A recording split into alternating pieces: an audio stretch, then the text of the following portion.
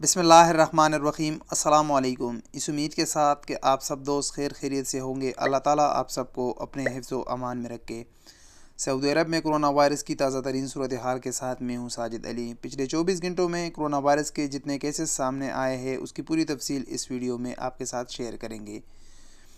کئی دنوں سے سعودی عرب میں کرونا وائرس کی تعداد میں کافی زیادہ اضافہ ہو چکا ہے، جس پر قابو پانے کے لیے سعودی حکومت بھرپور کوشش کر رہی ہے۔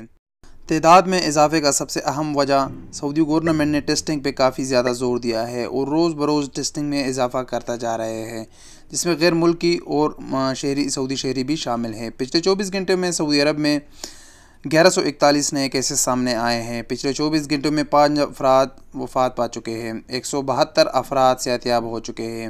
سعودی عرب میں 1141 جو نئے کیسز سامنے آئے ہیں اس میں سب سے زیادہ کیسز مکہ مکرمہ میں 315، حفوف 240، ریاض 164، مدینہ 137، جدہ 114، دمام 61، تبوک 35، دہران 26، بیشہ 18، طائف 14، خرج 3، الطول 2، سبیہ 2، حائل 2، گریات 1، شرورہ 1، الحدہ 1، الوج 1، الجفر 1، اگلا سکور 1، المذیب 1، یمبو 1۔ اس کے ساتھ ساتھ سعودی عرب میں کرونا وائرس کی ٹوٹل تعداد 12,772 ہو گئی۔ 1812 افراد صحت یاب ہو چکے ہیں، 114 افراد وفات پا چکے ہیں۔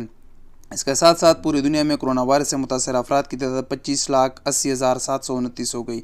6,93,093 افراد صحت یاب ہو چکے ہیں، 1,78,371 افراد جان بحق ہو چکے ہیں۔ تو یہ تھی اب تک کی تازہ ترین صورتحال۔ ملیں گے ایک نئی ویڈیو کے ساتھ، اجازت دیجیے، اللہ حافظ۔